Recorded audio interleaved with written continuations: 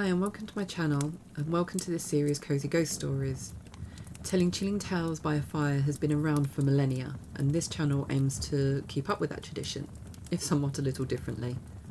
So if I were you, I would grab your favourite hot drink, turn down the lights, and settle in for some cosy ghost stories. But before I start, who's that behind you?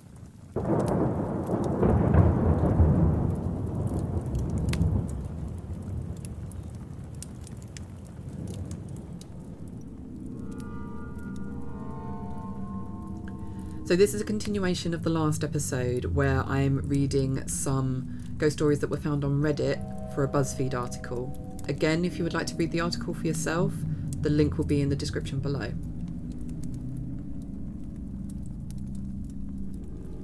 This first story comes from Denham 2. When I was around 9 to 10 years old, I remember waking up to see a large shadow standing at the foot of my bed. I was living with my dad at the time. He has a very large 5-floor terrace house built in the 1800s. Every so often, there would be an unexplainable event happen, such as footsteps when there's no one there or voices. On the night this happened, it was just my dad and I in the house. My sister was staying with my mum at the time.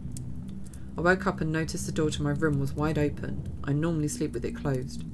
I then became aware of a large, around 7 foot tall, shadow-like figure watching me from the end of the bed. When the figure noticed me looking, it seemed to melt into the floor. The door to my room slammed shut. Understandably, I was slightly traumatised by the whole experience. I asked my dad the next day if he was in my room, and he denied any knowledge of the event. He's not the type of person who likes jokes.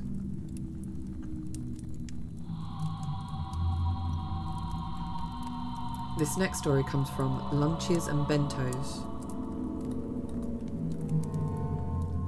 My husband and I own a martial arts school, and the building that it's in, which we also own, is about 130 years old, next to a church, and I never, and still don't really, there has to be another explanation, believed in the paranormal. But the things that happened in it didn't just happen to me. It was decrepit, which was why it was so cheap to purchase, and we basically did all the work ourselves. Old, creaky, drafty. A bunch of things happened there.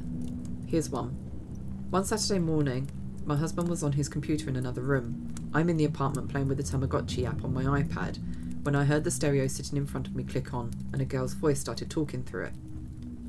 I thought he controlled the stereo from his computer, so I ignored it because he often put on music to work out before class started. He teaches the morning class. I do remember thinking, what kind of weird-ass indie music is he listening to anyway?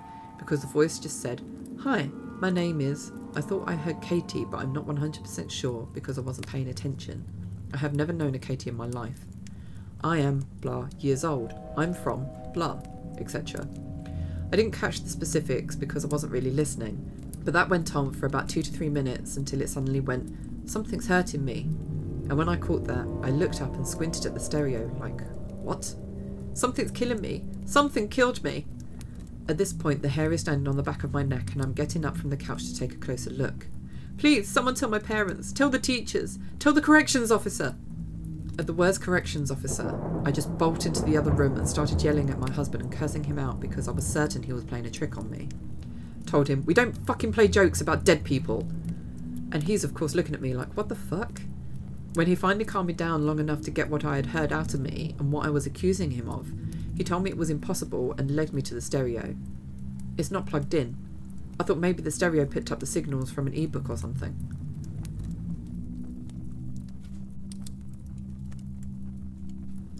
This story comes from Economy Cactus. When I was younger, I used to take naps upstairs, but by the time I was 8 years old, I absolutely refused to go upstairs. The upstairs had 2 large closets? Attics? They ran from one side of the upstairs all the way to the other side, on both sides. It was essentially a crawl space that was maybe 30 feet long. It started one day when a friend and I went crawling from one side to the other with flashlights, like kids normally do. Then I saw a girl sitting there in the corner, acting like she wanted to play with us. I know a lot of people say when they see a ghost they aren't scared, just interested. Nope, I was beyond terrified. This girl looked normal, had blonde hair, a nice dress, and seemed friendly. I stayed silent, kept crawling behind my friend, and got out of the closet. Told him what I saw in there. He said he didn't see it, but felt like he didn't want to go back in. Then my parents would occasionally send me upstairs to get something, and when I would get up there, I would see the doors swing open, as if they were trying to get me to come inside. I would lose toys and wouldn't be able to find them anywhere. Suddenly, my parents would be fishing Christmas presents out of the attic, and we would find some of my toys in there. I remember being 8 years old, my parents are asleep still in the morning, and I leashed up my dog to go take on the monster in the attic. My dog, usually up for anything, refused to go off the top step into the attic. My parents never believed me with all the weird things that happened in that house. I would get blamed for things that happened all over the house. Leaving lights on, toys all over, things I knew I didn't do. Well, anyway, we moved out there when I was 10. Not a week passed before the new owners called us up and asked if the house was haunted. Their daughter slept upstairs. She said that she had been playing with a blonde-haired girl at night. My parents laughed at how crazy these new homeowners must be. To make an already long story short, the girls started appearing in other parts of the house for them. They kept in contact with us. They would look over while watching TV and see the girls sitting on their daughter's lap, etc. They looked up on the computer the past owners of the house, found an old dressmaker that lived there, and, yep, a picture of the little girl wearing one of the ladies' dresses. This story is from Hobo 56 Hills. I used to live in an old, big 5-bedroom house with 6 other people. My significant other and I shared one of the rooms. I saw a stranger in my room when I was in my 20s. It wasn't exactly visible, but I somewhat knew it was right there in the corner of my room. My significant other was next to me sleeping. While I had my eyes open, I knew it was there, so I closed my eyes. I tried to wish it away. I opened my eyes, and it was now next to the bed, looking at me. I closed my eyes again, and suddenly relief came back. I opened my eyes, nothing there. I saw it once again at the stairs. It was only a brief moment at this time, and then it was gone. This story comes from The Toenail Collector. I lived in one when I was a teen, along with my parents. Several instances come to mind. We were remodelling an old farmhouse and had been there a couple of months before witnessing anything. One day, I was underneath my truck, which was supported by only a jack. Stupid, I know. I was in the middle of working on it, with no good reason to get out at that moment. Suddenly, the urge to get out from underneath overwhelmed me. No sooner than I got out, the truck fell to the ground. The jack had slipped.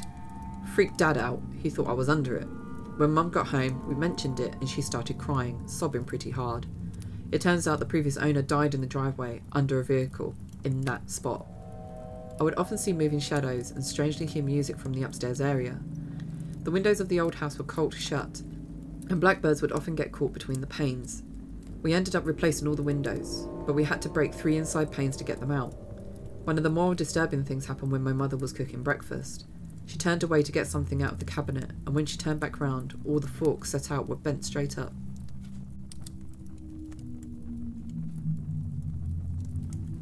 This story is from Rag X Doll.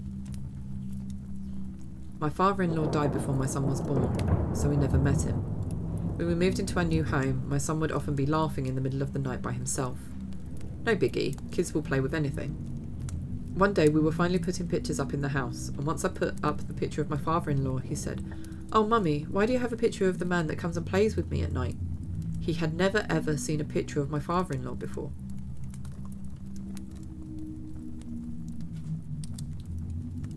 This story comes from a deleted user.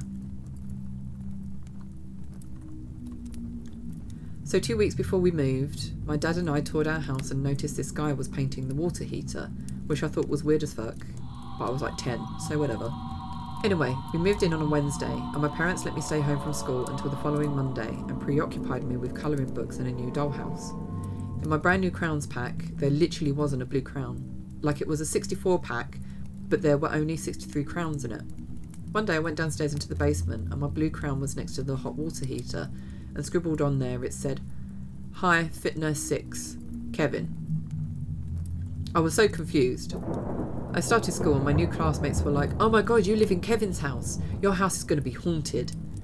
It turned out that Kevin was a little 8-year-old boy that lived in our house prior to us, and he got hit by a car in the front yard. He would write notes if you left out a pen and paper, open and close doors, adjust the thermostat, the kind where you had to turn a knob, and always turned on Christmas music when it was that time of year. We had a swing set in the backyard, and even on the hottest, calmest days of the year, only the left swing would move back and forth. We had this dumb cat that I would lock in my bedroom at night, and every morning my parents would open the door to let him out, then close it back. One night I woke up and the cat was meowing at the door, and it woke me up, but the door opened and the cat hissed and ran out really fast. I asked my mum the next morning why they didn't close my door. They said they didn't open it. The last story is when I was very upset and nearly suicidal one year during Christmas break. The police just randomly showed up at my house. The policeman said he was patrolling our neighbourhood and felt like something was wrong at our house. I'm absolutely certain Kevin had something to do with it.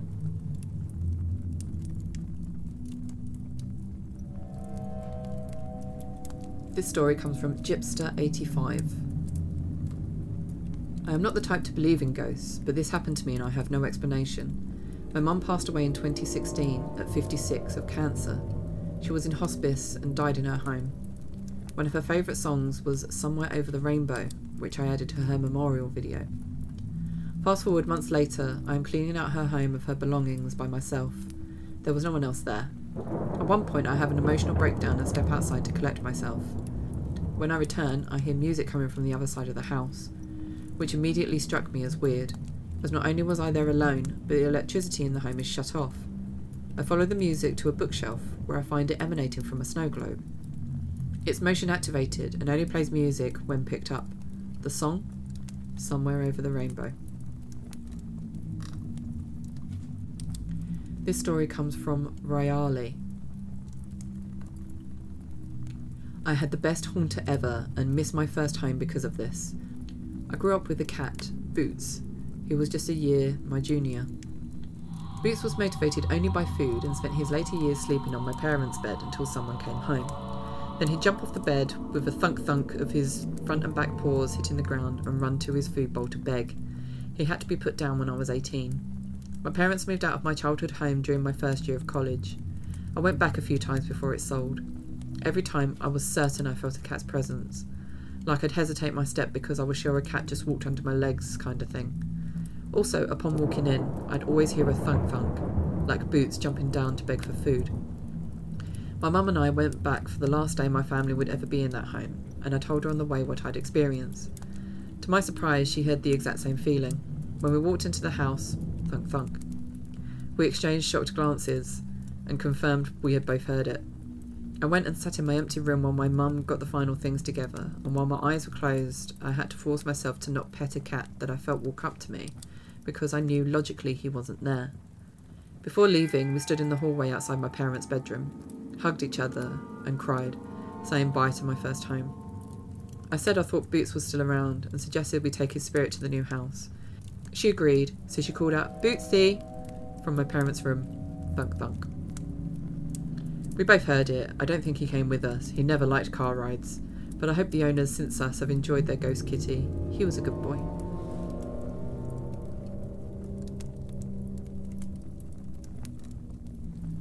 This story is from Imaginary Medium. Years ago, my husband and I were trying to see if we could get a modest house by contract for deed. We took my sister along to look at the house. It still had someone's personal items in it, as though they had just stepped out, but it was for sale. We walked all through and were hopeful. Suddenly my sister said, "Wait, I know whose house this was. This house belonged to that guy my son knew who died in his kitchen. This was Tony's house." At that precise moment, a cabinet door shot open and whacked her on the backside. Never one to be rattled easily, she looked up and said, "Okay, Tony, I get it." We checked. It was indeed his house. The cabinet had been tightly shut, and the floor was stable. I've never seen a cabinet door randomly swing open with a force behind it like that. Not enough to be hurt, but fast, as though a hand had whipped it open. You had to be there. I wish we could have got in this house even if he was haunting it. He was known to be a nice guy, very funny, and we wouldn't have minded sharing it with him. This story comes from Renaissance Slacker. My mum and dad passed just 5 weeks apart of unrelated cancers. We had taken my son with us to my parents' house to feed their cats. My son was 7 at the time, and he wandered downstairs to explore. At some point he reappeared upstairs, strangely subdued. At the time he hadn't yet learned to lie, nor did he make up stuff. My wife noticed his demeanour and asked, "What's up, kid?" He said, Pop is outside by the fence. I want to go home now."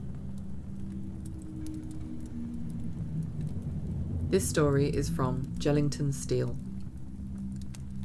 When I was in college, I lived in an apartment complex. Every once in a while, at around 2 a.m, I would hear breaking glass. It was clear as day. I never found any broken glass anywhere around the apartment. My younger brother would come out and party with us, and once or twice he came busting into my room thinking someone was breaking in. Finally, one night, my girlfriend stayed over. She would kick and push in her sleep, and at some point she nudged me, and I woke up. When I looked over at her, she wasn't asleep. She was sitting at the foot of the bed, facing away from me.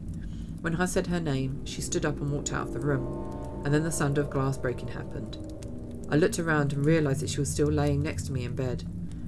That was the only time I saw anything in that place, but heard the sounds pretty consistently. This next story is from Evan JW90. I was babysitting my niece when she was 2 years old. My sister was renting a very old house that was built in the 1930s. I'm alone in the place with her while my sister is working overnight. It's about 11 p.m. and she's been asleep for a couple of hours at this point.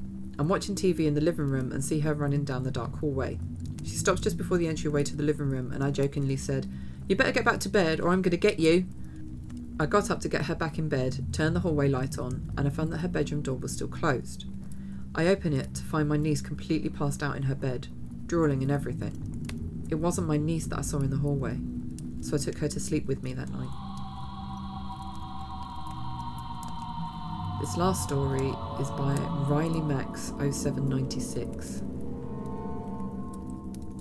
At the time when this happened, about 8 years ago when I didn't believe in ghosts as much, my family and I were staying at a historical hotel in Winnipeg, Manitoba. I had a few spare moments and decided to explore the hotel because it was absolutely beautiful. I got lost and I happened to run into someone who looked like they worked for the hotel, but weren't a house cleaner or a clerk, so I was unsure of their position or job. I asked for directions back to the lobby since I had to meet my family in a few minutes. The moment I arrived in the lobby and walked past the front desk, a clerk and a security guard were staring at me in shock and pale faces. The security guard asked me who I was talking with earlier for the directions back to the lobby. I told him I thought it was someone who worked at the hotel. Well, wouldn't you know, it turns out that floor I was on, I can't remember it for the life of me, has a bunch of paranormal shit that goes on regularly. The person I was talking with never appeared on the security feed, even though they should have been in plain view. It was super creepy because I had shaken this person's hand for some reason, and the footage just showed me shaking hands with the air. The person appeared in front of me as any other person would have. When I touched their hand, it felt like any squishy person would normally, and yet they never showed up on the footage. There was no way I could have blocked out that person from view of the camera either, as I'm only 5'6". The security guard even pulled up a second angle for further proof. No one else believes me despite the footage. To this day, I still don't know how to explain it.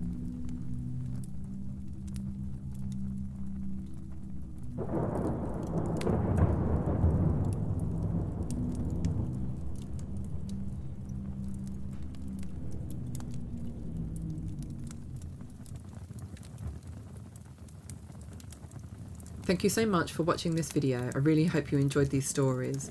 Again, the link to the article that I got these stories from will be down below in the description. If you did enjoy this video, then please do leave a like and subscribe if you haven't already. It really helps this channel out. If you have any ideas on what you would like to see on this channel in regards to ghost stories, then please do leave a comment below, as it would really help me in terms of making the content that I hope that people would enjoy. I also do subscriber exclusive ghost story readings from the many ghost stories that I have in my bookshelf. So if you would like to hear these ghost stories, please do subscribe either through Twitch or through my Patreon. All the details will be linked below. And on that note, again, I really hope you enjoyed this video. Stay safe, and I shall see you in the next one. Oh, and sweet dreams.